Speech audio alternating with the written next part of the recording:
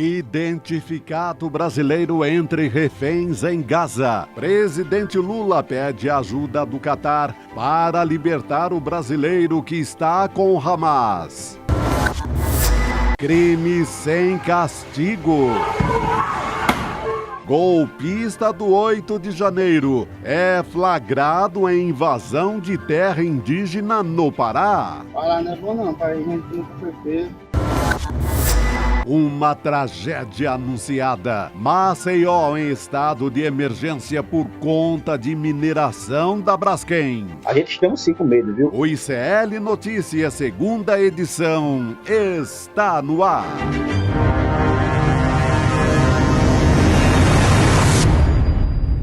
Olá, seja muito bem-vindo, seja muito bem-vinda. ICL Notícias, segunda edição, está no ar.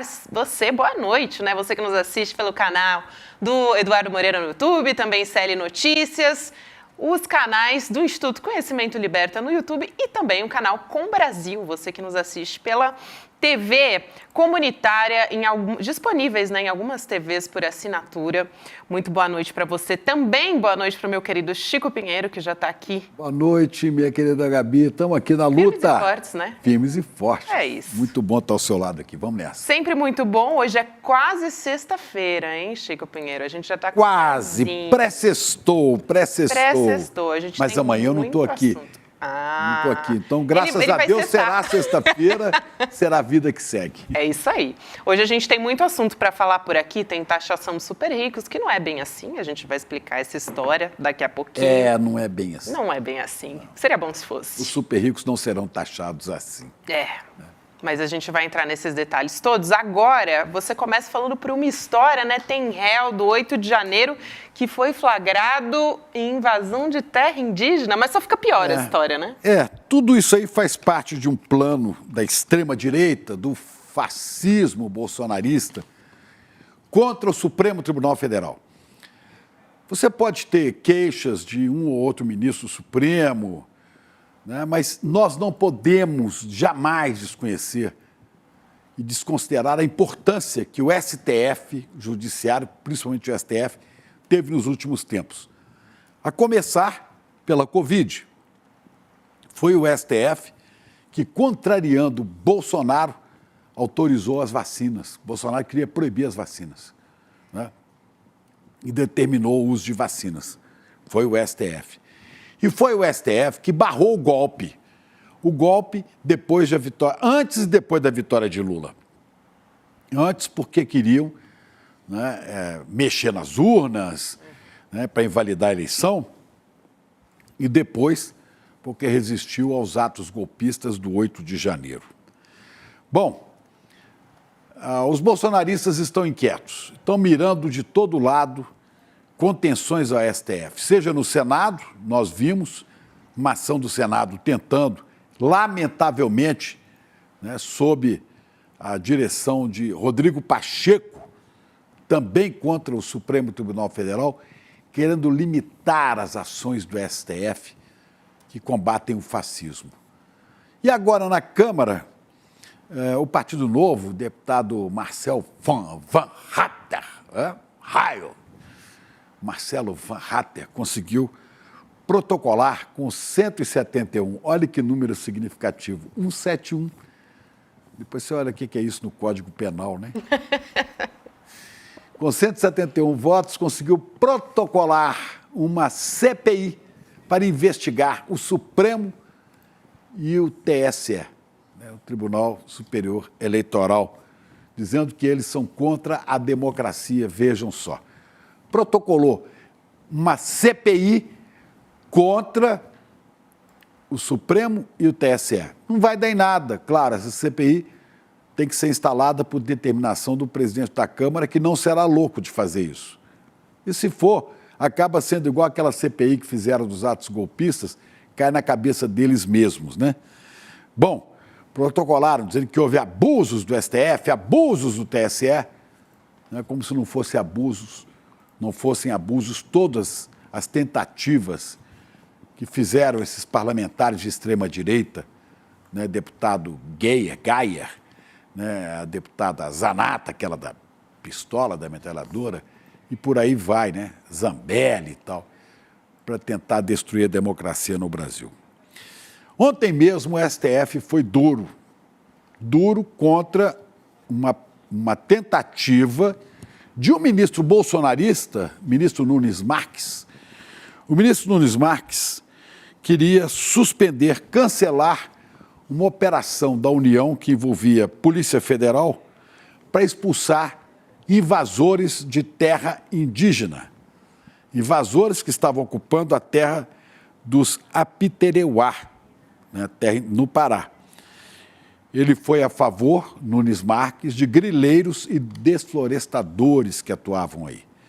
Mas o presidente do STF, o ministro Barroso, cancelou esta decisão de Nunes Marques e determinou que a União continue a sua ação para tirar desta região, desta reserva, desse território indígenas, grileiros, desflorestadores, garimpeiros, seja mais que raio de gente que seja essa gente que quer ocupar o que eu diria que é uma espécie de faixa de Gaza de brasileiros. Basta você ver que os indígenas estão nesse território, assim como os palestinos na faixa de Gaza, sendo massacrados por um poder maior.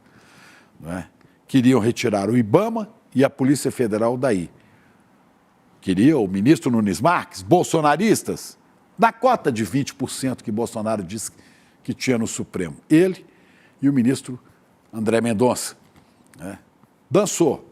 Perdeu, ministro? Perdeu. Quem ganhou essa parada foi o próprio Supremo, foi o ministro Barroso, que falou, não, a União vai continuar tirando esses caras daí. E sabem quem estava aí nessa tentativa de grilar, de ocupar, de desflorestar? Um bolsonarista com uma tornozeleira eletrônica. Isso parece mesmo. Piada, né? Do sensacionalista. Parece piada, né? Ele, demais, que condenado pelo Supremo, tem que usar uma tornozeleira porque estava fazendo terrorismo lá no dia 8 de janeiro, invadindo os poderes, né? Supremo, Palácio Planalto e o Congresso. Olha aí. Estava lá de tornozeleira e tudo, né? Então, tentando ocupar terras indígenas. Saiu de lá. Tem que sair de lá.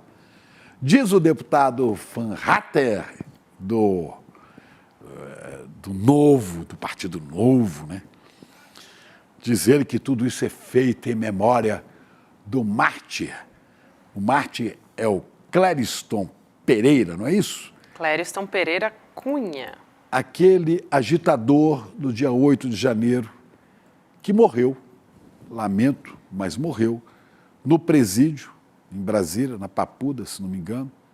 Olha ele aí. Deixou a esposa e 2 filhos pequenos, ou 2 filhas, e a gente lamenta sempre que isso aconteça. Teve um problema cardíaco e morreu. Mas agora é visto como mártir. Mártir da extrema-direita. E eu pergunto a essa extrema-direita, vocês já foram visitar os seus patriotas que estão presos? Ei, Jair! Ei, família Bolsonaro, vocês já foram lá visitar seus correligionários? Esses que estão presos porque foram incentivados por vocês? Jair, Michele, Carluxo, Eduardo, Flávio, vocês já foram visitar os seus presos? No que me consta, vocês não botam os pés lá. São bucha de canhão para as tentativas de golpe que vocês tentaram dar e não passarão. Não adianta tentar cercar o Supremo, cercar o TSE, cercar a justiça brasileira. A justiça será feita sim, será feita. Os relatórios da Polícia Federal, as investigações vão terminando e falta, é claro, depois dessa raia miúda, falta condenar os financiadores do golpe, militares envolvidos com o golpe e a família. A sua hora vai chegar. É isso. Vamos esperar. Vamos esperar, estamos esperando, Chico Pinheiro. Hoje eu vou te falar, a gente está muito bem acompanhado aqui, mas antes eu vou introduzir o nosso próximo assunto aqui, que é essa história da taxação dos super ricos, porque não é bem assim, né? Tá na mesa do presidente Lula para sanção esse projeto de lei que tributa as offshores, que são as empresas localizadas em paraísos fiscais e os fundos dos super ricos. Mas calma aí, né? O PL ele foi aprovado essa semana pelo Senado. Só que alguns analistas, na verdade, sendo mais direta, né? Eduardo Moreira já explicou muito bem aqui no ICL Notícias primeira edição, explica por que esse projeto é uma farsa, porque, na verdade, dá desconto para os bilionários pagarem impostos, né, Chico? Atrasados. Vamos chamar aqui para a nossa mesa Heloísa Vilela. Alô, Elô Vilela. Alô, Luiz Nassif. Boa noite, gente. Boa noite, Elô. Aí, Elô. Olha eles aí. Tudo bom, gente? Luiz Nassif. Boa noite, Nassif. Luiz Boa Nassif, noite, Chico. a gente trabalhava juntos, trabalhamos na TV Bandeirantes, depois na TV Record. E eu chegava à noite e falava assim, boa noite, Luiz Nassif. E ele dizia, boa noite, Chico Pinheiro. E A gente criou um personagem que era a Dona Maria das Dores, que trabalhava para o Itamar Franco, que era presidente. E ela contava segredos para a gente. Então falava, o Itamar ele tá revoltado com a indústria farmacêutica porque pediu para ela comprar uma água de melissa e ela não achou. E ele era tão embosado que ele ligou para o João Saad e pediu para a gente parar de fazer isso porque a gente estava desmoralizando a presidência. Não foi truculento, não. Ele pediu que estava desmoralizando a presidência. Então paramos de falar com a Dona Maria das Dores. Nassif, eu queria saber o que a Dona Maria das Dores ia achar dessa taxação, que não é taxação. O que você acha que ela ia dizer, Nassif? Vamos lá. O que a Dona Maria das Dores ia dizer da taxação dos super ricos? Desse desconto aí para os bilionários. Estão querendo vender pato pro ganso. Porque tem algo que não foi falado ainda, que é escandaloso, que é o seguinte, uma empresa, ela tem lucro. Se ela tiver uma subsidiária que dê prejuízo, ela pode compensar. Então, por exemplo, tinha um caso, eu não lembro se era o HSBC ou o Santander, que dava um baita lucro, e ela tinha uma empresa só para dar prejuízo. Conseguiu um abatimento de R$1 bilhão do imposto de renda. E agora, com esse projeto de lei, basta ser sócio minoritário de uma empresa que dê prejuízo para você poder compensar o seu resultado. Isso aí é por enquanto. Tem um pessoal aí que está estudando detalhando isso aí, mas aparentemente é demais. O Edu 15%, 8% para atualizar é demais. Baixando a alíquota de 15% para 8%, né? Para quem pagar adiantado e parcelado ainda. Quer dizer, vale muito a pena, né? Não, a sacanagem é o seguinte, se você pega a pessoa física, o que é o lucro da pessoa física? É tudo que ela... o salário dela serve para comprar comida, serve para pagar aluguel, não é renda, é salário. E daí ela tem algumas coisas que pode justificar lá e o restante é tratado como renda, e dependendo, pode chegar a 15%, 20%, 25% de alíquota. Né? E o bilionário, cujo dinheiro é só renda, não é esforço de trabalho. Vai pagar 15% aí, ou 8% aí, se for atualizado. Agora, o projeto foi para a mão do Lula, para ele sancionar, e é vendido como se fosse mais uma vitória do governo, especialmente do Haddad. Então, como eles conseguem passar uma medida que não é uma vitória para a maioria da população, como se fosse uma grande vitória? Olha, Luísa, eu já perdi amizade aí com velhos amigos aí que estão hoje, né? Porque eles vêm definir uma estratégia aí que é o seguinte, vamos fazer tudo o que o mercado quer, porque daí o Roberto Campos Neto não vai ter argumento para não derrubar a taxa Selic. Se derrubar a taxa Selic a meio ponto percentual, nós vamos chegar no final do ano que vem a 9,5%. Chegar no final do ano que vem a 9,5% significa o seguinte, nenhuma chance de recuperação da economia. Perde as eleições de 2024, se desfaz essa frente democrática aí que garante o Lula, e o país fica... Esse negócio de não saber temperar o tempo político e tentar compor... Você vai compor com o Roberto Campos Neto. O Roberto Campos Neto é nítido, que ele é um agente bolsonarista. Claro. É nítido que ele tenta boicotar o governo, inviabilizar o governo para permitir a eleição do Tarcísio, né? Nassif, eu cansei de falar aqui. Bolsonaro deixou 2 bombas de efeito retardado. Uma na área da economia, que é o Roberto Campos Neto, e a outra na área parlamentar, que é o Lira. Deixou esses 2 e tem que se conviver com os 2. Quer dizer, são 2 bombas de efeito retardado. Mas o tempo da política tem que conviver com isso. Bom, só com um adendo, né? O Campos Neto foi uma bomba de efeito retardado que o Bolsonaro deixou. O Lira foi uma bomba que o Lula escolheu, né? Até certo ponto, né, Nassif? Escolheu até certo ponto. Eu fico meio preocupado. Aí a gente vai ver o começo do ano que vem. Porque às vezes me passa a impressão, que eu espero que esteja enganado, que o Lula, porque o Lula, vem cá, o Lula ele assume 2003, chega em 2008, tenta um mensalão em cima dele, e ele sai por cima graças à crise internacional. Porque a crise fez ele romper com os dogmas de mercado e ele saiu consagrado. Tanto que saiu desarmado, ele achou que com a intuição dele ele resolvia tudo.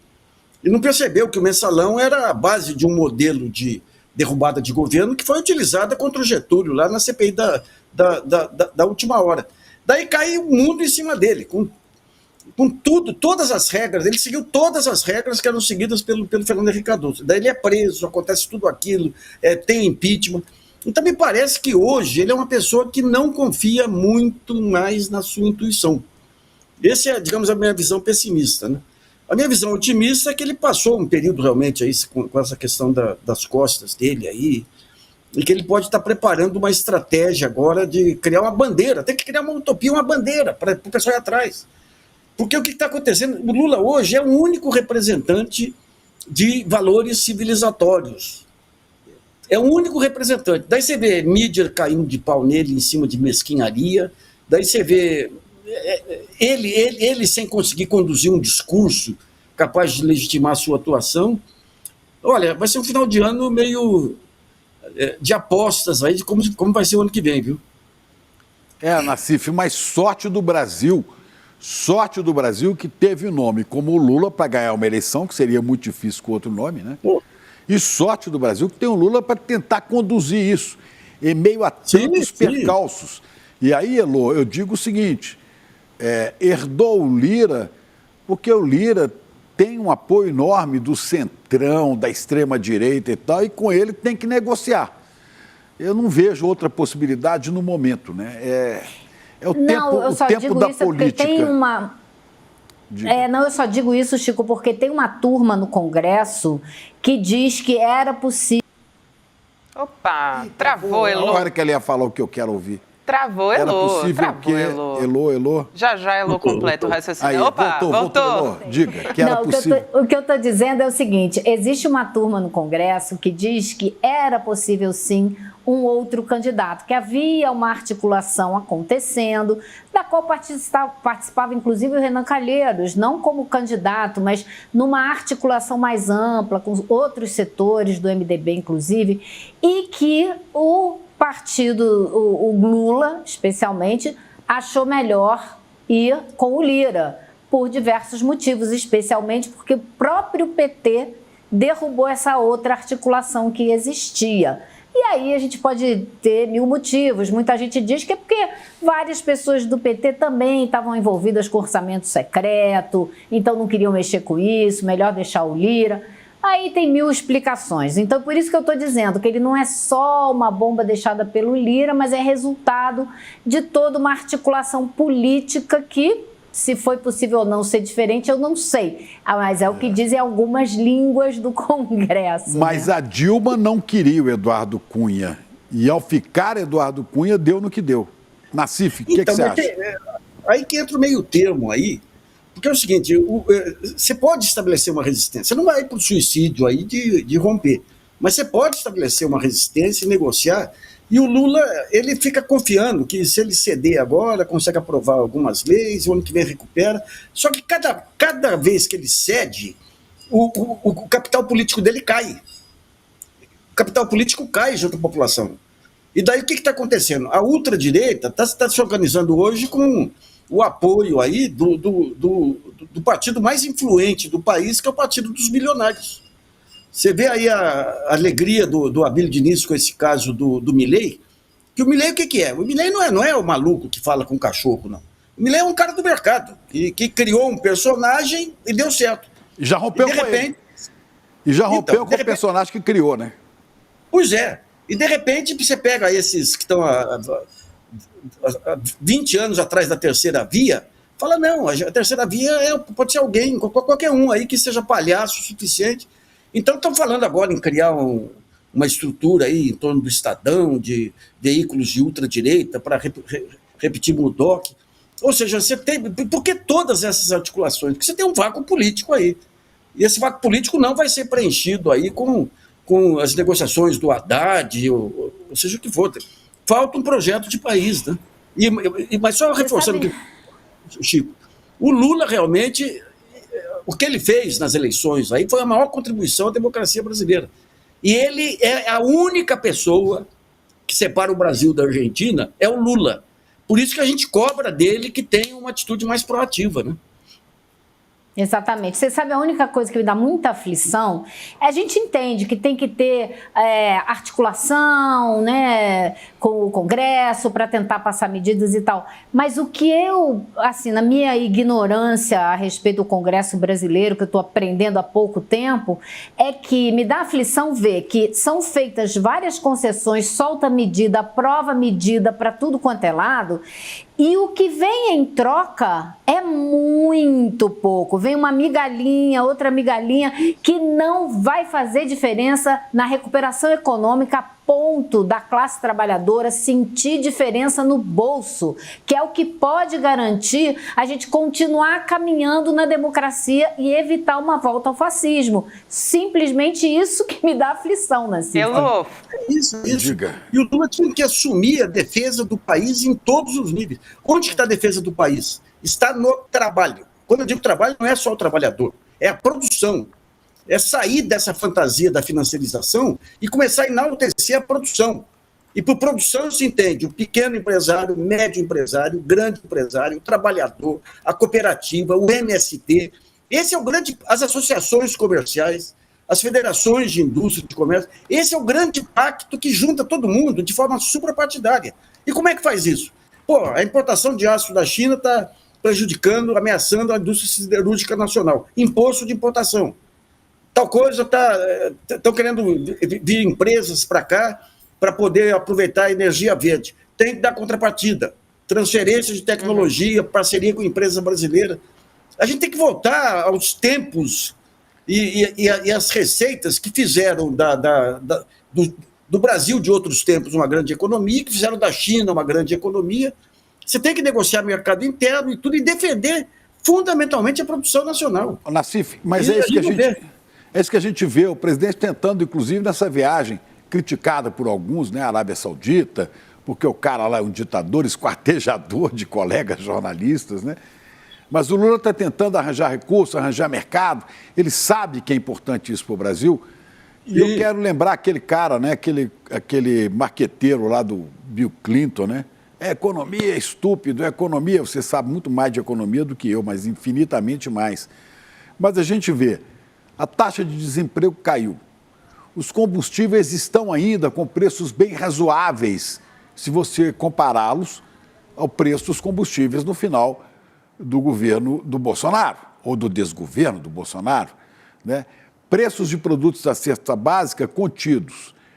Eu acho que isso vai influenciar posições do eleitorado mais para frente, ou não.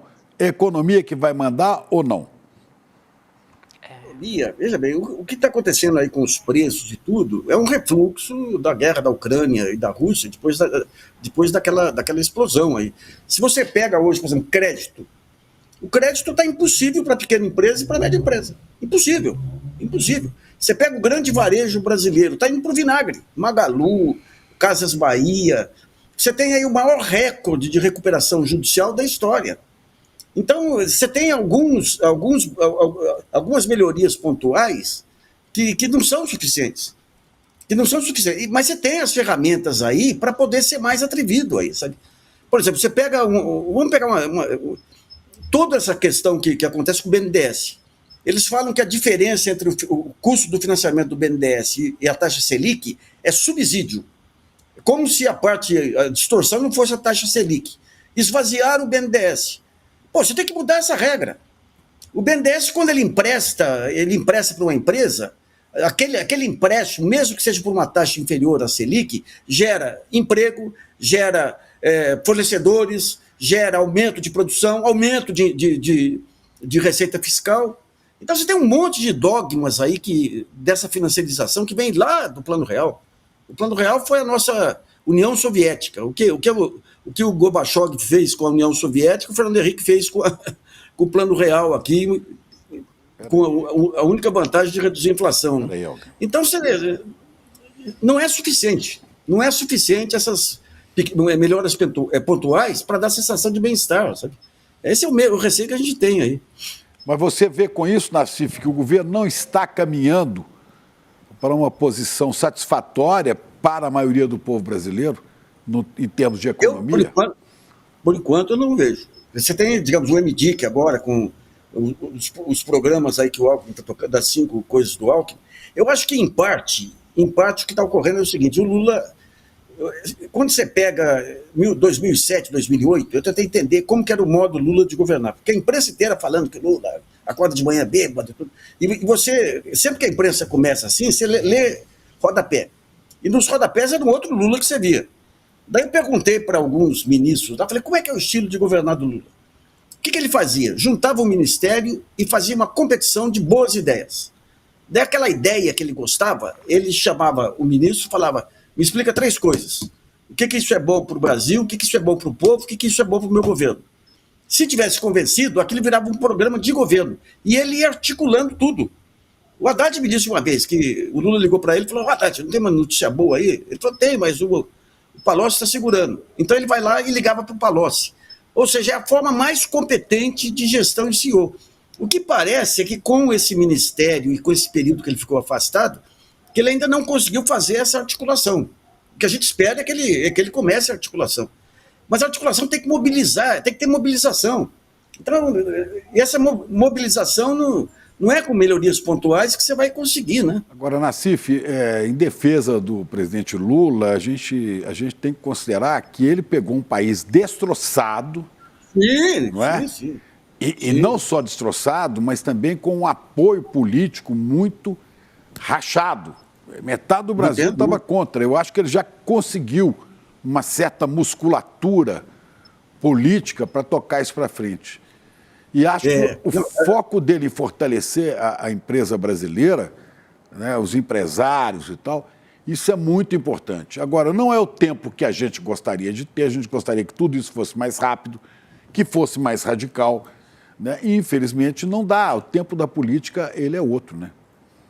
E acrescentando nisso, Chico, acho que também tem alguma coisa aí, né, que é melhor 8% do que nada? Tem sempre, assim, um pouquinho que vai entrar? É o negócio dos fundos exclusivos que você está falando, não é? É isso. Os fundos exclusivos seria o seguinte, Nassif, me corrija se eu estiver errado. Quer dizer, o cara tem aplicação em fundo exclusivo, né? Aí, quando ele fosse tirar o dinheiro lá no final, ele pagaria 15% de imposto. Aí o governo disse assim, isso. Não, você pode começar a pagar agora, mas pagar 8%. Por quê? Porque pagando 8%, entra algum dinheiro no governo e facilita o equilíbrio das contas, porque entrou uma arrecadação que não estava prevista para agora. Só que quem está sendo beneficiado com a taxação do fundo exclusivo é quem tem dinheiro lá. Queria pagar 15, está pagando 8 agora. É isso ou não é, Nassif? Eu vou fazer um resumo aqui dessa história. É o seguinte, estão dando um desconto de quase metade do que os bilionários deviam. 15 para 8. Impostos relativos às últimas décadas nos investimentos nos fundos exclusivos, que foi o que o Nassif explicou no começo da conversa, e aí baixa essa alíquota de 15% para 8% para quem pagar adiantado e parcelado, que é o que a Lu falou, né? É melhor isso do que nada, mas ainda assim não deixa de ser uma farsa essa história. Nassif, obrigada por hoje, querido. Um beijo, até a próxima. Deixa eu ouvir o Nassif sobre isso. Diga, Nassif. Citando Lula. O Lula falou, ele sabe que ele tem que fazer um governo de coalizão, tem que ceder daqui e dali. E qual a orientação que ele dá para os progressistas assim? Façam política, critiquem, porque só com pressão geral assim que você vai conseguir mudar. Então, tem que entender o seguinte, o governo Lula não é um governo de esquerda, é um governo de coalizão. E por isso tem que ser mantida a crítica aí, para poder empurrar. E por que a gente faz a crítica em cima do Lula? Porque o Lula é a única pessoa capaz de tirar o Brasil desse atoleiro aí. Pessoal, obrigado aí. Um abraço. Megafone nele, né? É isso aí, Luiz Nassif. Boa noite, Luiz Nassif. Boa noite, Nassif. Já vamos chamar o Guga aqui para se juntar a gente nessa história bizarra que o Chico Pinheiro começou abrindo o programa com ela, um pouco dos atos do 8 de janeiro.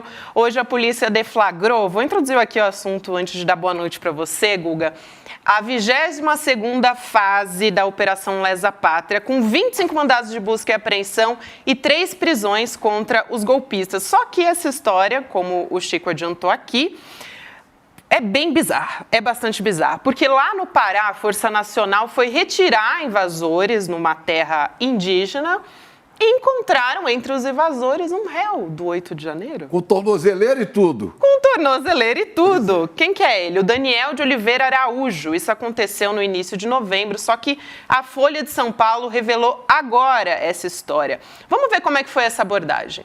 Você já teve preso já? Já. O que que? Fui preso lá no dia 8 de janeiro, lá em Brasília. Ah, é? Você estava lá? Passei 60 dias lá na Papuda. É? Só isso? Só isso. E como é que foi lá?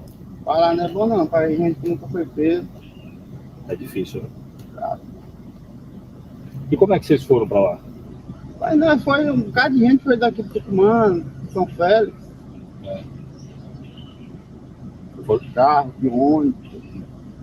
Pagaram para vocês ir? Não pagou, né? Cada qual pagou suas passagens. Pegaram vocês no próprio ônibus? Tá. Lá pegou nós lá no acampamento, no quartel lá. Ah, cercaram o acampamento? Botaram o pessoal no ônibus. Ai, meu Deus, ele foi preso em flagrante, Não gente. sabe nem o que estava indo fazer lá. Ele foi preso. Vai passear em Brasília, vai, nós te damos uma passagem, vai lá, vai para o acampamento, é um lugar legal, tem comida boa, porque serviu, né? É inacreditável. Ele foi preso em flagrante em janeiro, teve a prisão relaxada em março. Botou tornozeleira? Botou tornozeleira, né? Um grileiro de terra do Pará entre os réus do 8 de janeiro. Bom, não surpreende, vou dar boa noite para o Guga e depois eu quero ouvir a Helô a respeito dessa história, né, Helô? Mas não surpreende, sinceramente, gente. E eu não diria que ele é tão inocente assim, que não sabia o que estava indo fazer, não. Porque o cara é grileiro, ele já sabe que ele faz coisas ilegais, né? E ele é a favor do governo que liberou geral para quem entra em terra indígena. Então ele estava indo lá defender o projeto político que dá a ele o direito de invadir terras indígenas. Acho que não deve ser nada muito diferente disso. Agora, a cara dele dizendo eu tive lá 60 dias, não é bom não, é impagável, né? É impagável. É demais, Elô. Essa história... Mas a cara de pau, né? Cara de pau. Com tornozeleira, continuar invadindo terra indígena e ter o apoio do ministro do Supremo, o bolsonarista Nunes Marques. Veja só. Não é? Mas a cara de pau, gente. E aquele outro que participou da tentativa de colocar a bomba no caminhão-tanque, no aeroporto, aquele que trabalhou para Damares, o jornalista, tá me falhando aqui o nome dele, tô tentando lembrar de cabeça. O cidadão tava com tornozeleira eletrônica também. George Washington foi o que tentou botar a bomba, mas tinha o que levou ele de carro, né? Aquele que tá no Paraguai. Bom, enfim, esse que está lá, que é o assessor da Damares, que trabalhou com a Damares, esse estava de tornozeleira. E por conta da tornozeleira dele, a polícia conseguiu rastrear todo o movimento dele e do George Washington enquanto Wellington Macedo andavam de Oliveira, ali aos arredores do de Souza. aeroporto. Wellington Macedo de Souza, perdão. Wellington, Wellington, Washington, é um monte de autoridade, né? Mas o cara foi tentar fazer um ataque terrorista usando tornozeleira. Isso é inacreditável. Beleza. Ou seja, no Brasil você não pode soltar ninguém de liberdade condicional com tornozeleira, porque não adianta, né? E aí, Guga? Tá vendo? Aí os bolsonaristas da Câmara querem abrir uma CPI para saber por que o Supremo é tão duro com esses caras. Ora, coitadinhos. e querem castrar os poderes do STF. Você está vendo agora uma série de vinganças que estão sendo orquestradas pelos bolsonaristas no Congresso Nacional. Uma delas é essa, também de tentar diminuir o poder dos ministros em decisões monocráticas, de ministros do STF. Então, é uma série agora de tentativas de vingança, gente. Os frustrados que não deram golpe. Você viu ali ao lado da Damares? Damares, é ele, a senadora da Goiabeira, com cara do terrorismo das bombas, né? Assessor da Damares, bota aí, bota de novo. Olha a alegria dos dois, né? Olha lá, esse cara aí que queria botar bomba, explodir o aeroporto de Brasília, ao lado daquela que vê Jesus na Goiabeira. Pasme você, meu Deus, senadora da República, Guga, senadora da República. Senadora, olha onde a gente está. E esse ainda pensou em comprar uma arma junto com o George Washington para atirar no presidente. Até isso eles estavam pensando em fazer, não era só bomba, eles pensaram até em comprar arma, em comprar uma sniper para atirar no Lula na hora da posse. Enfim, os caras estavam completamente desmiolados e eles são perigosos. É um bando de fanático, fundamentalista, religioso, muitas vezes, que é perigosíssimo, e a gente vê aí com quem que a Damares estava trabalhando, a gente vê o nível das pessoas que a Damares tem em volta dela, né? Exatamente, Guga. Agora, tem uma outra história, né, que a gente tem que trazer aqui, que é, ainda falando do bolsonarismo, só que dessa vez os rolos do bolsonarismo com a polícia, né? O ex-advogado do Jair Bolsonaro, que vocês conhecem muito bem, o Frederico Wassef, disse para a Polícia Federal que foi, aliás, o atual advogado de Bolsonaro, o Fábio Weingarten, né, que vocês também conhecem esse nome. Dois advogados de Bolsonaro, né? Exato, um falando do outro. O Wassef e o Weingarten, os dois. Um falando do outro. E foi o Fábio Weingarten, segundo o Wassef, quem o mandou recomprar aquele famoso Rolex nos Estados Unidos. Você lembra da história? Depois que o TCU determinou a devolução dos presentes, né, que foram recebidos pelo presidente, pela família Bolsonaro, essa informação foi divulgada pela revista Veja, e aí o Weingarten foi e respondeu no Twitter. Vamos ver o que ele respondeu. No X, né, o antigo Twitter. Twitter. O Twitter. Agradeço a competente apuração da Polícia Federal, que por razões mais do que óbvias já constata quando uma mentira tem perna curta. Olha só. A PF está de posse dos apps de todos os envolvidos e sabe exatamente quem o fez. Não, aliás, quem fez o quê e principalmente quem não fez o quê. Quem mente será processado.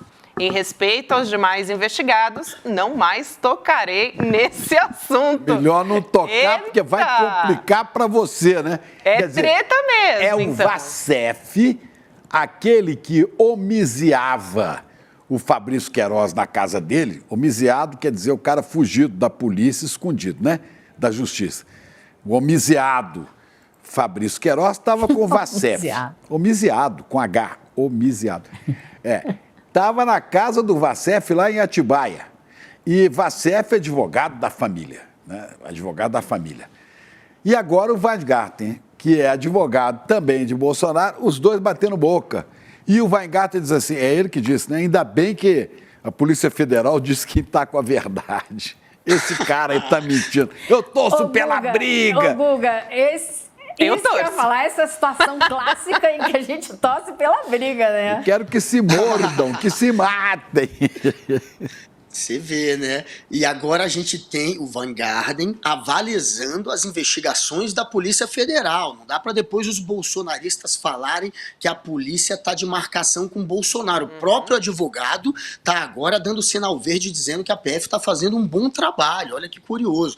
Depois não vão atacar a Polícia Federal. E é curioso porque essa história ela não foi levantada só pelo Wassef. Por mais que agora o Weingarten diga que o Wassef, que está colocando o nome dele, dizendo que foi ele que mandou ir atrás de recomprar o relógio Rolex na tal da loja lá na Pensilvânia, a Polícia Federal já estava com isso na investigação. Em dezembro, no final de dezembro, já tinha vazado essa história de que o Weingarten teria orientado o Wassef. E aí o Weingarten veio com a desculpa de que naquele episódio que ele orientou era sobre o kit rosé, aquele kit de joias que seria supostamente para Michele Bolsonaro. Cor-de-rosa. E aí, ele usou essa desculpa. Eu estou no kit rosé, eu não tenho nada a ver com a recompra do Rolex. Sequer sabia da recompra do Rolex. Nunca soube da recompra do Rolex. Foi sempre essa versão, porém a polícia já estava investigando, porque tem também conversas do Weingarten orientando, sim, a deixar joias no Brasil, aí atrás das joias, a trazer as joias de volta. Ele dizia que as joias ele não sabia que tinham sido vendidas, só queria trazer para deixar guardadas num cofre até a decisão do TCU, que ainda não tinha decidido o que fazer com as joias. Essa é a desculpa dele. Então a Polícia Federal já estava em cima, já tem conversa dele orientando também, de alguma maneira, a trazer joias de volta, e agora a Polícia Federal acha a conversa do Mauro Cid com o Assef, mostrando que o Assef foi orientado na recompra do Rolex pelo Mauro Cid, o que não tira o Weingarten ainda da história. Pode ser que o Weingarten tenha também atuado na história do Rolex, isso tem que ficar claro, mas o que a polícia tem de mais concreto agora é o Mauro Cid orientando. E o Assef tinha dito que o Cid não tinha orientado e colocou sempre na conta do Weingarten. Então a gente tem que ver como é que vai ser o final dessa história, mas tá ruim para todo mundo. Não tá ruim só pro Assef, não tá ruim só pro Bolsonaro. O Weingarten também tá no meio. Mas é gozado, né? É o Assef, Weingarten, é um monte de nome esquisito. Não tem nenhum Pereira, graças a Deus não tem nenhum Pinheiro nessa história. Ninguém com nome mais ou menos brasileiro, né? É tudo uns negócios esquisitos. Pereira tem na família o outro é o George Washington, né? Esse povo do bolsonarismo é Van Hatten, né? É o Geyer. Pô, cada coisa que eu vou te contar. A moral da história é ninguém segura a mão de ninguém, né, gente? Não. Tá? Essa hora todo mundo solta a mão de todo mundo. Larga a mão não de quero todo saber, mundo, né? não quero saber. Agora, ô Guga, vamos falar um pouco dos bastidores do poder também, né? Aí de Brasília. Cara, a gente tem que dar risada dessas coisas também, né, gente? Senão fica muito pesado. Só que o Centrão, fato é que está ganhando cada vez mais espaço no governo. O André Fufuca, do PP, a gente já falou dele aqui diversas vezes, mandou embora do Ministério do Esporte, ou realocou para posições menos graduadas, vamos dizer assim, pelo menos 8 pessoas da gestão da Ana Moser, que estava fazendo um trabalho importante no Ministério do Esporte.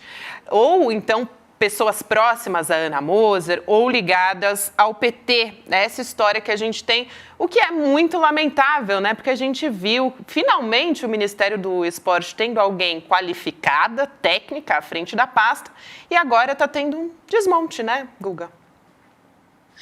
Quem é Fufuca, né, no esporte? Fufuca tá ali só para, enfim, ter um ministério para chamar dele e fazer política com isso, e fazer sei lá mais o que, né? Aí depois a gente vai descobrir com o tempo.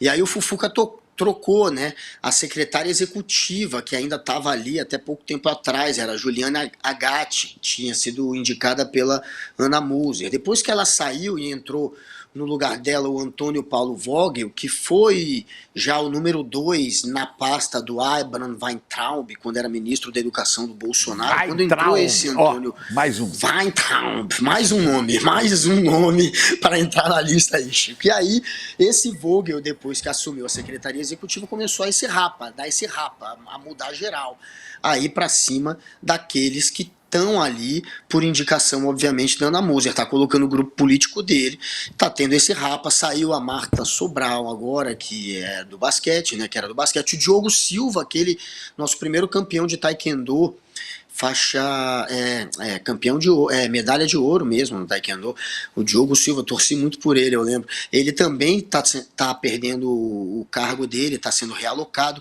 e enfim, tem outros nomes que estão na lista. Ele vai passar o rapa aí, né, no ministério, vai colocar só a turma do Centrão, a turma dele, a turma do Fufuca, e enfim, o final, não sabemos como vai ser conduzido a pasta do Fufuca, mas começou muito mal, e a expectativa, óbvio, que não era boa. Afinal de contas, a fama do Fufuca é a de fufucar mesmo. Menos mal, Fufuca está no esporte. O Fufuca, que é filho do Fufuca Dantas, que também foi político, é político do Progressistas, né? O Fufuca é esse menino de 34 anos que virou ministro do esporte, ele é médico. Menos mal. Você já pensou, se esse Fufuca fosse ministro da Saúde, a gente estava perdido. Nossa. Pelo menos ele está no Mas esporte, não que é dá para médico, descartar, rapaz. né? Esse Não dá para rapazinho é médico. descartar. Isso que é o pior. Não dá para descartar porque o Centrão ainda Pois está é. de olho na saúde, né, Lu? Pois é, mas a Fufuca não pisa lá. É, exatamente. Mas lá eles não chegam, não. Lá, A gente espera que não. O presidente Lula já deixou claro que não vai entrar ninguém do Centrão. Agora, essa história da Ana Moser é bastante lamentável porque ela realmente tinha um planejamento, ela tinha um plano em relação ao esporte, estava investindo em meninas e meninos, né, para começarem a jogar desde cedo, Bolsa Esporte, enfim, como uma carreira, né, para essas crianças, enfim, incentivando finalmente o esporte no nosso país, e agora a gente não tem nem sequer um planejamento a respeito disso, alguém sem nenhum conhecimento técnico a respeito disso. O que a gente tem, na verdade, é um sujeito que... Desculpa, Elô, pode ir, depois eu falo. Não, vai em frente. Não, eu ia dizer que é um sujeito que, infelizmente, não tem história Não tem. no esporte e já tem um histórico de suspeitas, né? Inclusive, o Brasil de Fato, a revista, trouxe umas reportagens entre ontem e hoje sobre um grupo aí de pessoas que foram presas na eleição, né? 4 pessoas presas na eleição de 2018 com santinhos do Fufuca e dinheiro vivo, todos suspeitos de estarem comprando voto. Um deles agora se descobriu também, a revista, nessa reportagem de hoje, que ele conseguiu fechar contratos com 23 anos de idade, uma empresa recém-criada, esse que foi preso supostamente comprando voto para o Fufuca, abriu depois uma empresa, depois desse momento, dessa prisão, e essa empresa fechou contratos milionários com alguns municípios lá do Maranhão, teve dinheiro da Codevasf que entrou para irrigar parte desse contrato, então é alguém, enfim, que é suspeito de comprar voto para o Fufuca e que agora tem uma empresa que está fechando contratos milionários, é alguém ligado ao Fufuca que não teria um perfil de um empresário no ramo que está atuando a empresa dele e que está faturando milhões. Então, enfim, esse é o Fufuca, é mais um do Centrão que, enfim, conseguiu um ministério porque o governo foi chantageado. Este é o Fufuca, Guga. Muito obrigada por hoje, querido. Doutor Fufuca, hein? Doutor Fufuca. O rapaz é médico. Doutor Fufuca. Pois é. Boa noite, Elô. Boa noite, Gabi. Boa noite, Chico. Essa audiência maravilhosa. Até mais, Guga. Até amanhã. A gente continua por aqui para falar sobre o presidente Lula, que desembarcou hoje em Dubai, nos Emirados Árabes Unidos, para a COP28, a Conferência do Clima. E quem foi para lá também foi o governador do Amazonas, Wilson Lima, e ele disse que quer se encontrar, sabe com quem, gente? É muito difícil, né? Porque parece que a gente não está falando de notícias reais, mas a gente está. Ele quer se encontrar com Jeff Bezos, o CEO da Amazon. Beijinhos, beijos. Vamos dar uma olhadinha no que ele disse. CEO da Amazon. Ele disse o seguinte: a Amazon usa o nome do Amazonas, usa o nome da Amazônia. Quanto é que a gente ganha por isso? É verdade, gente, ele falou isso, governador do Amazonas, Wilson Lima. Chico Sá, boa noite para você, querido. Que história é essa? Ele quer boa royalty. Noite. Ô, Chico, ele quer royalty pelo uso do nome Amazon, meu estado. E se fosse o Amazonino Mendes, lembra? Tinha que pagar mais, né? E as Casas Bahia, e as Casas Pernambucanas, todo mundo vai sair. E o Uber, a Prefeitura de Uberlândia. Berlândia. A Prefeitura de Uber... Nossa Senhora, Tem muita coisa para ser cobrado. Ia faltar imbecil esse ponto. Eu vou dar uma de maluco. Eu vou defendê-lo, viu, Chico? Então vai. Eu acho que ele até poderia tentar algum tipo de acordo, sim. Porque a Amazon assume que o Amazon é especialmente tirado do Rio Amazonas. Isso. Só que eu acho que aí caberia ao Itamaraty cobrar, ao consórcio dos governadores do Amazonas. Não sei se é o senhor Wilson Lima queria cobrar ou, sei lá, exigir ali um acordo para a Amazon apoiar escolas da Amazônia, para a Amazon colocar satélites na Amazônia, não sei qual seria o tipo de apoio, mas eu creio que não seria para ele governador, só para ele governador do Amazonas, que, aliás, faz uma péssima gestão. O Estado está totalmente tomado por organizações criminosas. O Amazonas vive um péssimo momento. É um governador, talvez seja o governador mais bolsonarista, parece absurdo, mas ele bate o Cláudio Castro em bolsonarismo, ele bate qualquer ideia de governador bolsonarista a essa altura no país. Então, em vez dele cuidar, ele devia estar cuidando do estado dele, não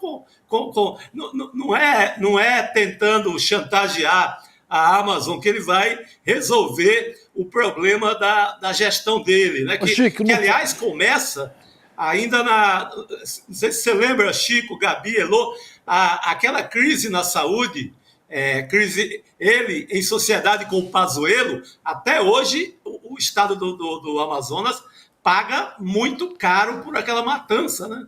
Que foi uma verdadeira matança por falta de oxigênio no Amazonas. Então, o senhor Wilson Lima, que é governador reeleito, está em segundo mandato, bolsonarista ali de carteirinha, bolsonarista de plantão, deveria cuidar mais do seu estado com projetos sérios do que estar com esse tipo de caça-níquel, né? Ele vai passar o chapéu, o que vier da Amazon é lucro, mas é coisa de louco, é coisa para meme e nada mais. Mas, Chico, você não acha que isso é muito mais uma jogada para o público interno, bravata de que eu enfrento os americanos e tal, para ganhar voto lá, do que qualquer outra coisa? No ponto, Elu. Totalmente, Elu. Ele não tem nada para mostrar ao povo do Amazonas há muito tempo. As gangues, todas as organizações criminosas que a gente conhece fartamente, as suas atuações no Rio, em São Paulo, um pouco na Bahia, chegaram no Amazonas e dominaram, né? Ele não tem projeto para a segurança pública, que é dever do Estado. Ele não tem projeto para a saúde, então o que a gente chamava de factoide.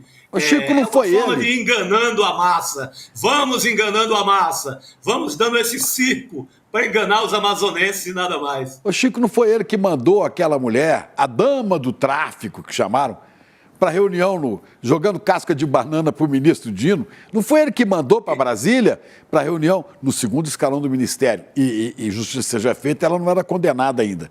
Mas foi o governo dele que mandou. Você falou de tráfico na Amazônia e tal, foi ele, né? Bem lembradíssimo, Chico. O nome dela sai do governo do Amazonas, sai de lá. A escalação, quem escalou, o técnico foi este senhor governador e as autoridades da área de segurança pública do governo do Amazonas. Muito bem lembrado. Sai tudo do gabinete deste senhor aí. Um bom piadista, é um cara que vem da nossa área, é um jornalista, famoso em programas de TV, programas populares de TV em Manaus, mas enquanto governador, não disse ao que veio até agora. Ele sobrevive disso, sobrevive desses factoides, essas formas de ir dando circo ao povo do estado do Amazonas e nada mais. E, Chico, parece, né, que, segundo ele, né, essa história do Jeff Bezos aí, ele disse ao governador que a reunião deve acontecer no dia 5 de dezembro. Só uma coisa, Gabi, ele devia convidar também, além, né, devia convidar Bolívia, Colômbia, Equador, Guiana, Peru, Suriname, Sim. Venezuela, porque todos são países amazônicos. Venezuela, todo mundo Colômbia, tem direito. E Chico, a empresa, ela se refere exatamente ao Rio Amazonas. Por conta do rio ter sua capilaridade, a comparação da Amazon, empresa, grande corporação, com o rio, é porque o rio tem grande capilaridade, o rio percorre o rio é importante para o mundo. Então, foi nesse sentido que foi criado o batismo, que foi feito o que seria ali uma homenagem, uma referência ao rio Amazonas. Mas aí qualquer um país da América Latina que é banhado pelo Amazonas também pode requerer. Aliás, o governo do Brasil talvez fosse, o governo federal fosse o mais indicado para esse tipo de negociação maluca. Mas, pelo que eu sei, a não ser que a Elô tenha alguma novidade do Itamaraty, eu desconheço que o governo brasileiro esteja reivindicando alguma colaboração por conta desse nome. Olha, Chico, o que eu sei é que a cara de pau desse governador é como o Rio Amazonas, vai longe, entendeu? Concordo inteiramente. É um absurdo o que ele traz, mas vê, desde ontem as redes sociais, que o Chico chama de redes digitais, só falam disso. Então, virou um dos assuntos mais comentados. Então, ele, de alguma forma, atingiu, né, o objetivo dele dentro dessa maluquice. Talvez seja alguma sugestão de algum assessor ali que estava sem muita coisa para fazer lá no governo do Amazonas. Ele disse, leva essa maluquice aí, que eu acho que isso dá um bafo de rede social, todo mundo vai comentar, leva isso. Quem sabe a gente pega um troco da Amazon, pega alguma mercadoria, pega alguma história aí, por conta dessa conversa. Agora, ele tem reunião sim marcada com a Amazon, mas não com o Bezos. Ele vai reunião ali com o segundo escalão, mas pelo visto conseguiu marcar. Menos mal. Se ele fosse o Amazonino Mendes, né, Chico? Amazonino, o nome é meu. O Amazonino ia cobrar duas vezes, né, Chico? Ia cobrar pelo rio e ia cobrar pelo nome. Seria mais indicado. É ridículo. Tem um trecho aqui do que ele falou. Aliás, nosso chat aqui tá muito movimentado, gente.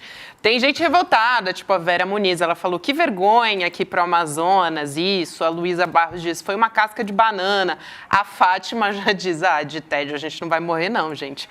Agora, o que ele diz, né, o governador... Ele dando risada dela lá. A gente tem uma fala do governador, na verdade, um post nas redes sociais. Vamos dar uma olhada para completar essa história toda? A gente vai colocar aqui na tela, mas enquanto isso, eu estou lendo aqui o que ele disse a respeito disso. Ele falou assim, a gente não quer royalties, a gente não quer Pix, o que a gente quer é parceria. Se a gente não puder ter parceria de uma empresa de grande porte, que leva o nome do estado e do nosso maior rio, a gente vai ter parceria de quem? Bom, aí não sei, né? Aí é ele que vai ter que responder. Dos madeireiros. Ora, ele não sabe. Vamos ver o convite. Se a gente não tem parceria... Você já me viu do espaço, do foguete e até voando de helicóptero, mas ainda não me conhece de verdade. Eu sei que você é dono da Amazon e que temos muito em comum. Você distribui milhões de produtos e tem o maior parque de logística do mundo. Eu produzo ar puro para todo o planeta e tenho a maior biodiversidade da Terra. Se a sua empresa parasse, Jeff, muita coisa ia atrasar. E se eu parasse, o clima ia esquentar. Se a sua empresa é a mais valiosa de todas, o meu valor é incalculável. E já que você usa o meu nome e eu nunca ganhei nada com isso, vem aqui me conhecer de perto, Jeff. Ai, meu Deus. Chico Sá, o Felipe Cooper aqui no nosso chat. Que saudade daquele cara chamado Stanislau Ponte Preta. Né, que escreveu. Gente, mas a propaganda é bem feita. O texto é bem feito. É bem feito. Gostei também, Lu. Gostei. Mas o Felipe Cooper falou, muito cringe esse vídeo aqui. VBAPA, festival de besteira que assola o país. Todas essas razões, quem deveria cobrar por isso seria o governo federal. Pegar... falar com esses fundos que ajudam a Amazônia e correr atrás da Amazon, não o governo. Eu acho que ele quer pegar um troco, né? Porque, na verdade, ele devia sentar na cadeira e governar, né? Ele não tem governado bem. Não é a Amazon que vai salvar o mandato infeliz que ele faz no Amazonas. Não é a Amazon e nem um acordo, não é vídeo bonitinho que vai salvar o desastre do governo dele a essa altura no Amazonas. Isso é falta de projeto de governador, isso é falta de política pública, sabe? Não é por aí com esse factoide que ele vai salvar o governo dele. Distração, né, Chico? A chamada distração, né? É a parte do espetáculo, do circo. Vamos jogar para a galera. Nós somos espertos. Nós aprendemos lá com o Gabinete do Ódio, com a turma do Carluxo. Então vamos jogar para a galera e vamos fazer a festa. Ô Chico, alguém escreveu aqui, claro que numa versão repaginada, mas está mais para o Dorico Paraguaçu que para governador. Isso é um bem amado. Quanta idiotice. Total. Festival de besteira que assola o país. Livro de Stanislau Ponte Preta. Tá bom, era dos anos 60, mas eu recomendo. Escreveria isso tudo. Você não quer escrever, não, Chico? Ô, Chico, segue muito atual, né? Porque o que a gente tem é esse caso do governador entraria no FEBEAPA hoje mesmo, porque é coisa para distrair a massa. É coisa de quem não tem o que mostrar como governador e quer distrair o público. Ele é um cara de comunicação, ele veio da TV, ele quer jogar mais uma enganação ali pro povo do Amazonas e nada mais. Bora escrever o livro, Chico? FEBEAPA 4? Pô, vamos embora. E diz o Frank aqui no chat, só pra gente fechar esse assunto, e feito com dinheiro público, tá, gente? Sempre importante lembrar. Sempre importante lembrar. Agora, o Chico Sá, o Lula chegou ontem em Dubai para a COP, mudando aqui de assunto, mandou de novo um recado para os governantes do primeiro mundo sobre o clima. Isso é muito importante da gente estar atento também, tá, gente? Países ricos, atenção. Olha só o que ele falou. Vamos assistir, a gente já tem aqui o vídeo do Lula. Então, se os governantes democratas querem continuar sendo acreditados pelo povo, é preciso que a gente comece a fazer as coisas que as pessoas estão achando que nós devemos fazer. Não dá para brincar, sabe? A gente está vendo enchente onde antigamente não tinha, a gente está vendo seca onde antigamente não existia, a gente está vendo furacão, a gente está vendo coisas acontecer no planeta que não era esperado acontecer há 10 anos atrás, e agora está acontecendo real. É só ver o que está acontecendo no Rio Grande do Sul e Santa Catarina, é só ver o que está acontecendo no Amazonas. Agora eu fico me perguntando, né, Chico? O Lula diz que os governantes democratas podem ser desacreditados, né? Foi esse o termo que ele usou, se não fizerem nada. Mas ele já não foi? Eles já não estão, melhor dizendo, né, os democratas? O que você acha, Chico Sá?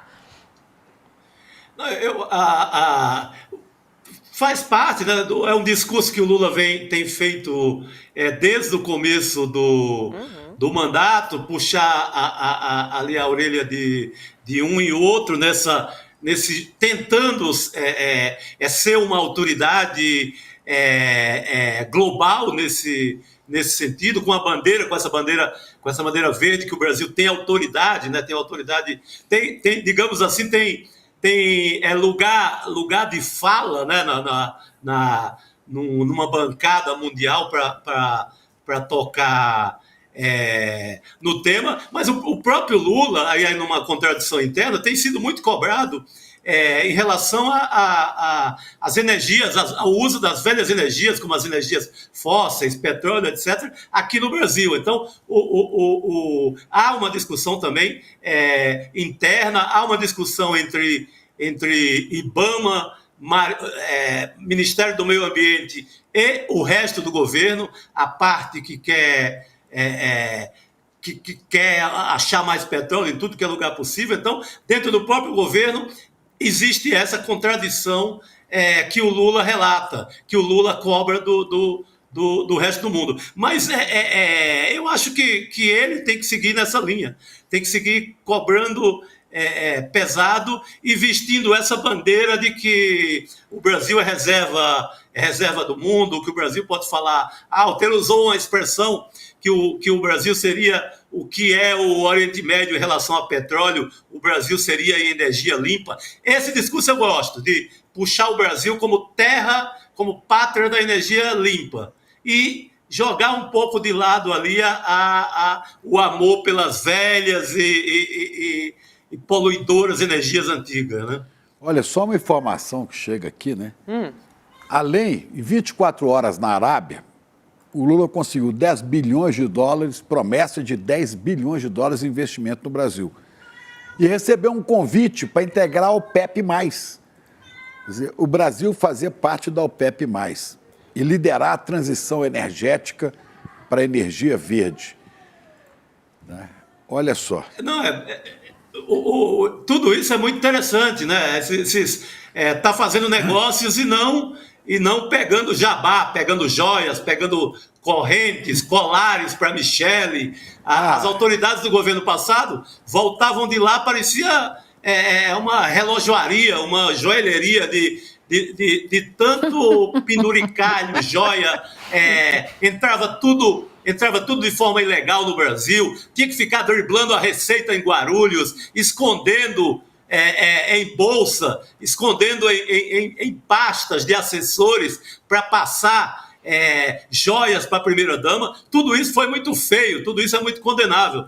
É muito importante que a gente tenha um presidente que vá lá e assine, pegue a caneta e assine negócios, traga dinheiro para o Brasil. E a partir de janeiro do ano que vem, o Brasil fará parte, né, da OPEP+, né, Declaração de Cooperação. Hoje eu estava vendo aqui no Twitter, no X, né, no Twitter, o Carluxo, o Carlos Bolsonaro, postou lá: o Brasil vai entrar para o bloco do narcotráfico, o Brasil será o grande narcotráfico. Foi gozado. Primeiro, aquele outro lá disse que o Brasil ia virar Argentina em não sei quanto tempo, Venezuela não sei quanto tempo, e agora o Carluxo disse que o Brasil vai virar a sede mundial do narcotráfico. Falei, tá bom, o Brasil não conseguiu ser nem entreposto de joia de Arábia Saudita, porque pegaram vocês no pulo, né? Porque era entreposto de joia, que eles queriam de diamante e tal. Não dá, gente, não dá, sabe?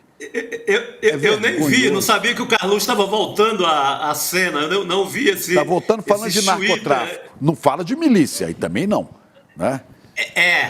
Ele não fala do porto de Itajaí, né? Que também o Flávio Dino resolveu fazer umas operações lá, está todo mundo assanhado lá no porto de Itajaí, no estado do Rio de Janeiro, depois que o Ministério da Justiça começou a mexer, ou seja, mexer com a milícia e mexer com a turma toda do Carluxo. Eu dei uma resposta legal para ele no Twitter, depois você vai no Twitter, depois você vai lá para ver. Pô, fala aí, libera aí, Chico. Tá liberado, tá no Twitter. Chico, né? Fofoca contada pela metade quase mata o fofoqueiro Chico Sá. Eu falei isso, tentaram transformar isso aqui em Argentina, não conseguiram, em Venezuela não conseguiram, agora querem transformar em quem? Colômbia. Ele fala que o Brasil vai virar uma Colômbia. Uma Colômbia, você imagina. Por causa do narcotráfico. Nem Colômbia, né? Porque a Colômbia não é mais isso. Não, não é. A Colômbia não merece essa comparação. Pois é. Ele tá desatualizado. O Carluxo está desatualizado. Fala de narcotráfico. Aliás, essa turma está numa moleza, né? Essa turma sequer foi indiciada.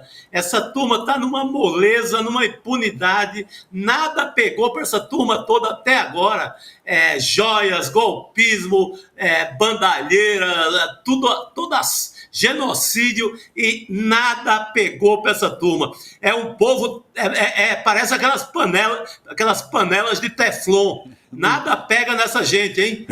Ô povo de sorte. Ô povo de sorte. Eu vou te falar, Chico Sá, isso dá muita aflição, a gente andar no Congresso e esbarrar com essas figuras como se nada tivesse acontecido. Nada. Falar.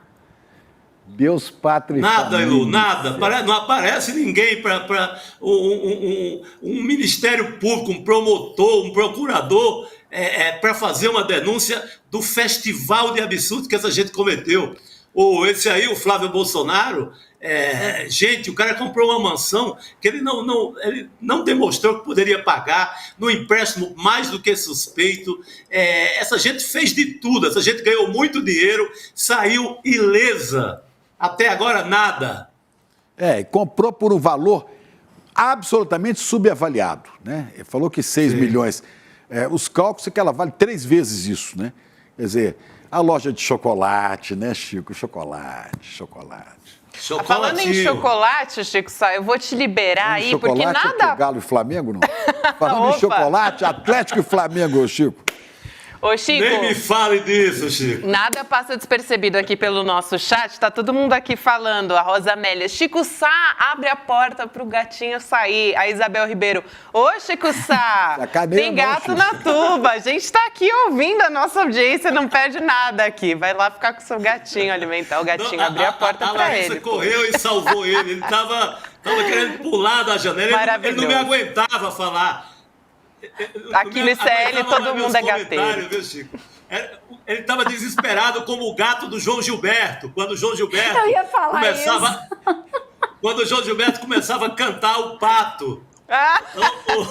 Maravilhoso. O gatinho queria vazar. O gato suicida do João Gilberto. Oh, meu Deus do céu. Mas tá liberado. Já tá bom demais, Chico. Um beijo, querido. Até amanhã. Grande Xará. Vamos nessa. Simbora, gente. Tá um clima de sexta-feira aqui hoje, né?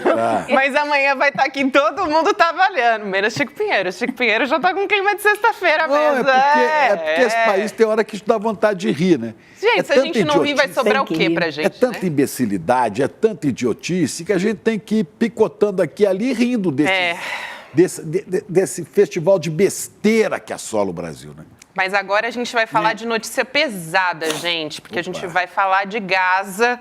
O governo confirmou hoje que tem um brasileiro entre os reféns do Hamas, o nome dele é Michel Nizbaum, ou Nizbaum. O Lula conversou hoje com o emir do Catar, o Tamim bin Hamad Al Thani, sobre a possibilidade do Catar mediar essa liberação. Elô, o que a gente tem de informação a respeito desse brasileiro, dessa história? Olha, ele é um brasileiro que há 45 anos mora em Israel. Ele tem pouco mais de 50, ele tem 59, na verdade, 2 filhas e 4 netos. E ele trabalhava com computação e, recentemente, começou a trabalhar como guia de turismo. Ele saiu de casa, foi buscar uma neta que estava numa base militar e não apareceu mais. O computador dele foi encontrado em Gaza, o celular dele também foi encontrado, mas agora, depois de 2 semanas, mais ou menos, a Interpol avisou a família que ele estava refém junto com esse grupo que está com o Hamas. E agora o presidente Lula fez, então, esse pedido ao emir do Catar para que ele seja incluído nas próximas listas aí de reféns liberados. O Lula conversou com a irmã dele, conversou com a família dele há coisa de umas 2 semanas via internet e prometeu que ia fazer o que fosse possível para liberá-lo. E parece que ele será um dos próximos a sair nessa troca que continua acontecendo, troca de reféns entre o Hamas e o governo de Israel. Agora, essa guerra, gente, está caminhando para um lugar muito ruim, porque o governo de Israel insiste que assim que terminar essa trégua, que acabar essa troca de reféns, que a guerra vai continuar. E o secretário de Estado americano, Antony Blinken, deu uma coletiva em Tel Aviv sugerindo isso. E agora há pouco, a coisa de uma meia hora, saiu na Al Jazeera uma matéria publicada pela agência Axios, dizendo que durante a reunião de gabinete de guerra do Estado de Israel, da qual o Antony Blinken participou, o Blinken deu todo o apoio a Israel para continuar com a operação militar, fazendo apenas uma ressalva. Quanto mais tempo demorar para vocês completarem o que vocês querem fazer, a missão de vocês, maior será a pressão mundial sobre vocês e sobre nós, né, Estados Unidos. Então, como a gente vem dizendo, a única coisa que pode parar esse absurdo é pressão popular no mundo inteiro, porque é a única coisa que eles ouvem. Eles sabem que ela virá. Agora, estão apoiando a continuação dessa loucura, dessa matança. Quer dizer que o negócio, né, Elô, é o seguinte: arrasem logo com os palestinos, liquidem, né, completem o genocídio rapidamente, para não dar tempo de haver mobilização internacional. Será que é isso que eu estou entendendo? É exatamente isso, Chico. Façam o que vocês estão dizendo que tem que fazer o quanto antes para que a pressão não seja insuportável. Agora, esses caras sabem que assim, o que eles fizeram não vai passar impune. Eles já foram denunciados no Tribunal Penal Internacional por crimes de guerra. Tem essa mobilização que foi feita por esse advogado francês que reuniu juristas do mundo inteiro, inclusive a Carol Proner é uma das pessoas que participa desse movimento, assinou também essa queixa, né? Acho que a gente pode chamar de uma queixa-crime no Tribunal Penal Internacional. Então eles serão julgados, mas a nossa aflição não é só essa, né, gente? É que isso pare o quanto antes, porque já foram 15 mil pessoas mortas. Não é possível imaginar que depois desses dias de trégua a gente vai voltar a ver aquela matança, né, desenfreada que estava acontecendo, voltar a acontecer. É como se o Blinken dissesse assim, olha, vamos aproveitar o momento e honrar a memória genocídio de Henry Kissinger, né? Vamos honrar a memória de Kissinger. Pergunta ao Laos, ao Camboja, né, o que é Henry Kissinger. Ao Vietnã. A lista é longa, né? Eu estava vendo uma lista. Timor-Leste, pois é, hoje eu estava vendo uma lista de, assim, cálculo da influência dele nos massacres em 10 países do mundo que teriam somado aí uns 3 milhões de mortos. Então ele carregou para a cova junto com ele o peso do assassinato de 3 milhões de pessoas no planeta Terra, na época em que ele era influente. E no caso da Palestina, já que a gente estava falando da Palestina, né, o Henry Kissinger, que foi secretário de Estado dos Estados Unidos, que morreu ontem. Ele deu muito sim, e na guerra na guerra de 73, o Pentágono queria segurar um pouco o envio de armas para Israel, e ele não permitiu, mandou enviar rápido, e depois, anos depois, ele declarou, para quem quisesse ouvir, que o objetivo todo era isolar a Palestina. Sionista. Mas vamos lá, Gabi, você quer dar a notícia, olha, né? Porque a gente atropelou mas sionista, ele foi parar ele nasceu em 1923. E ele foi parar nos Estados Unidos fugindo da perseguição nazista aos judeus, porque ele nasceu na Alemanha, esse cara. Depois de arranjar mortes pelo mundo inteiro, ganhou o Nobel da Paz. E hoje, com muita propriedade, o pai do Guga Noblat, o Ricardo Noblat, postou lá, né? Ganhou o Nobel. O Nobel é um prêmio criado por Alfred Nobel. Sabe quem que é o Alfred Nobel?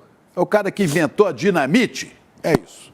Quer dizer, né, é um contrassenso absurdo. Ele morreu aos 100 anos, esse senhor das guerras, né, que é o Henry Kissinger, que a gente citou aqui, morreu aos 100 anos, ex-secretário do Estado norte-americano, né, o Henry Kissinger. Só para não deixar aqui de dar a notícia do porquê que ele veio à tona aqui na nossa conversa, né, gente? Ele, na década de 70, ele participou de um monte muito, de... né, Gabi? Não, porque os assuntos vão surgindo aqui, a gente dá essa contextualizada para o pessoal entender do que a gente está... Para quem estava fora, assim, e não sabe que a história aconteceu, né, a gente quando eu me lembro, aqui. Aí eu saio falando em cima, fica todo mundo desorientado. Mas que a gente está batendo um papo aqui entre amigos, né? Então, quando eu vejo isso, eu lembro que o Noblat falou hoje, né? O prêmio Nobel tem o nome de Nobel porque o inventor dele, o Alfred Nobel, foi inventor da dinamite. Eu falo, tá certo, dinamite, bomba atômica, qualquer coisa vale. Né? Bomba atômica. Agora, o que eu acho mais incrível, gente, é que se você pegar algumas manchetes de jornais e revistas brasileiros, você vai ver né, ele está sendo enaltecido. Uma pessoa como essa. E se você pegar a manchete da revista Rolling Stones, ela fala justamente o contrário. Ela diz o seguinte: Henry Kissinger, um criminoso de guerra amado pela classe dominante dos Estados Unidos, finalmente morreu. Finalmente. Deus o tenha jamais. Porque morreu com 100 anos, né, gente? Ei? Gente, você sabe o que ele falou numa visita recente à Alemanha? Ele disse que o problema da Alemanha é que ela deixou entrar muito estrangeiro, muito imigrante. Recebeu imigrante mais, esse é o problema da Alemanha. O problema nosso é que eu persegui os judeus, esse cara fugiu para os Estados Unidos e virou o que virou, né? Ai, gente, olha, feito esse parênteses aqui dessa história, vamos voltar a falar da guerra, porque Hoje é o 7º dia de trégua e teve um atentado lá em Jerusalém, né, Lô? 3 pessoas mortas, 6 feridas durante esse ataque, foi a tiros na cidade. O Hamas reivindicou a autoria desse caso e classificou como uma escalada de resistência contra Israel. E aí, logo depois que isso aconteceu, o Benjamin Netanyahu, o primeiro-ministro de Israel, se pronunciou e disse o seguinte: o Hamas tenta assassinar de todo lado. Elô? Piadista, só posso dizer isso. Como assim?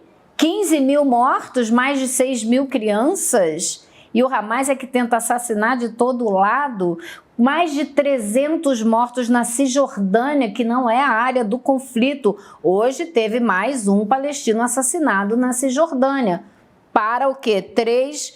2 israelenses ou 3? E quantos assassinados ontem na Cisjordânia? E no fim de semana, que foram mais de 20? Então, acho que assim, não dá para a gente comprar essa propaganda, né, do coitado do Netanyahu. É triste que haja matança em qualquer lugar, mas é lógico que a resistência vai aumentar, porque a destruição que o Estado de Israel está promovendo nos territórios palestinos ocupados por esse governo colonizador e racista, né, é absurda. Não só matam as pessoas, atiradores de elite, missões militares, matam e destroem toda a infraestrutura. Não preciso repetir, a gente está mostrando isso aqui todo dia a gente vê e a gente mostra vídeo de gente sendo assassinada, de estrutura sendo, né, a infraestrutura sendo dizimada, destruída. Então, assim, não tem nem mais o que dizer a respeito disso, né? Foram três.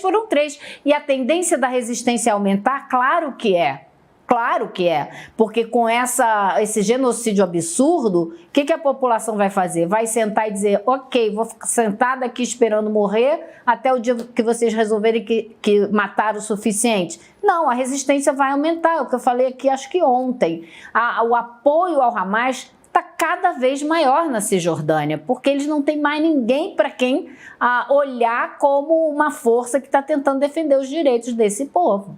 E o Hamas não tinha tanta força na Cisjordânia, né? Mas vai crescendo. Pois agora vai tendo cada vez mais. Isso que você consegue. Quanto mais repressão, mais resistência, né? Elô, a saída. Gente, vamos mudar um pouco aqui para o Brasil de novo, falar sobre o caso Braskem, em Maceió, né, capital de Alagoas, está em estado de emergência. A gente trouxe essa pauta aqui ontem também, porque uma mina desativada da Braskem corre o risco de colapso a qualquer momento. A gente deu isso em primeira mão ontem no Série Notícias e continua acompanhando essa situação. Como é que foi hoje, Elô? Teve alguma coisa que aconteceu que agravou essa situação ou continua tudo mais ou menos na mesma, todo mundo preocupado que esse colapso pode acontecer a qualquer momento? Olha, Gabi, o grau de emergência ficou cada vez mais evidente, porque a Prefeitura de Maceió esvaziou 6 escolas para transformar em abrigo, esvaziou um hospital inteiro, teve que remover os pacientes, o hospital...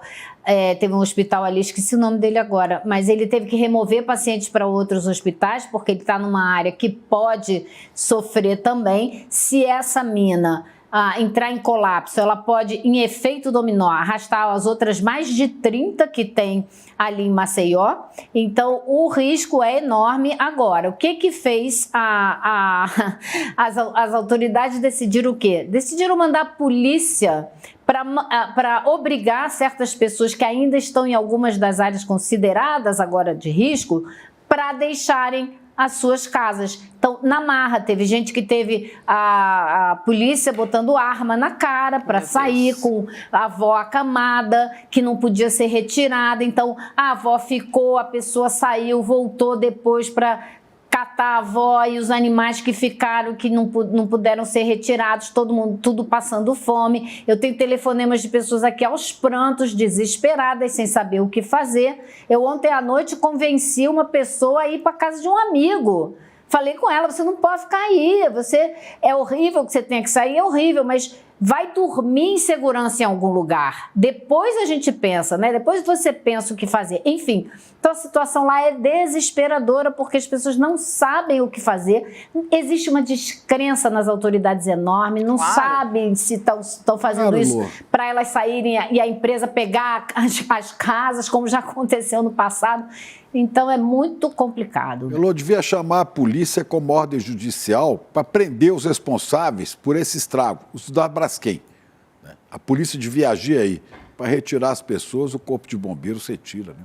Tem uma moradora da região do Pinheiro que teve que sair às pressas, pressionada pelos policiais, né? O Pinheiro é uma das regiões mais atingidas por esse afundamento.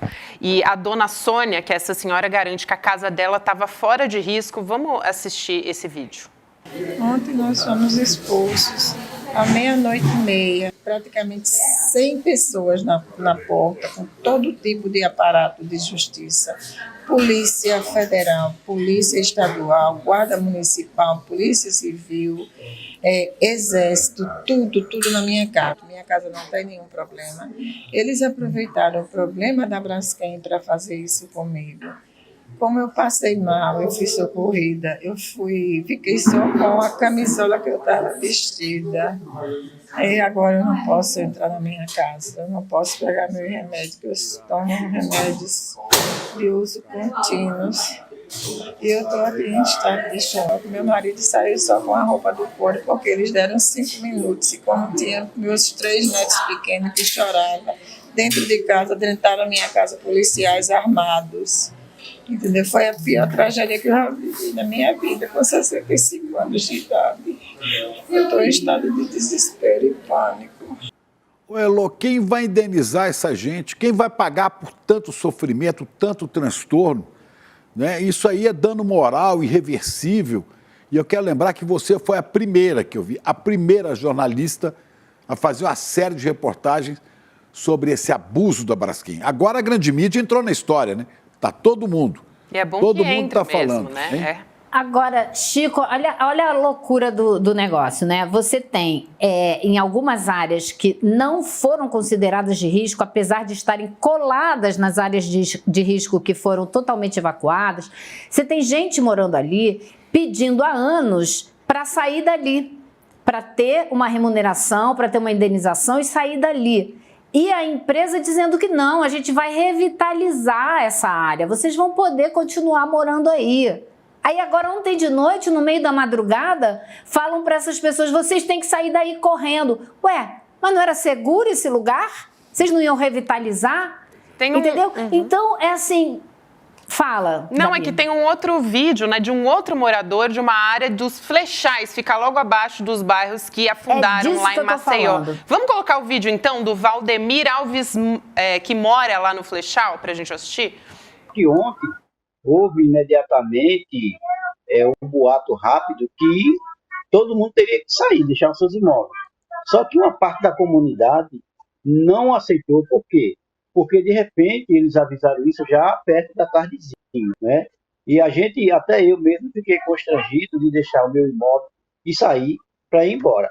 E quando eles escutaram que a comunidade não iria querer sair, deixar os seus imóveis, aí saiu essa notícia aí que viria uma força policial, uma futura força policial, talvez com a liminar que o juiz pudesse mandar, para tirar a gente à força. Vocês estão há alguns anos brigando para sair daí, para ter a indenização justa para sair daí. E eles ficam dizendo que vão revitalizar a área, que não tem perigo. Agora, de uma hora para outra, tem perigo? A revitalização que eles querem fazer é justamente com os valores da nossa indenização, para querer empurrar de garganta dentro, me desculpa a expressão, um pedaço desse valor, para fazer o que eles querem, sabendo que isso aqui não tem poder econômico mais, para tirar o meu direito e a minha razão.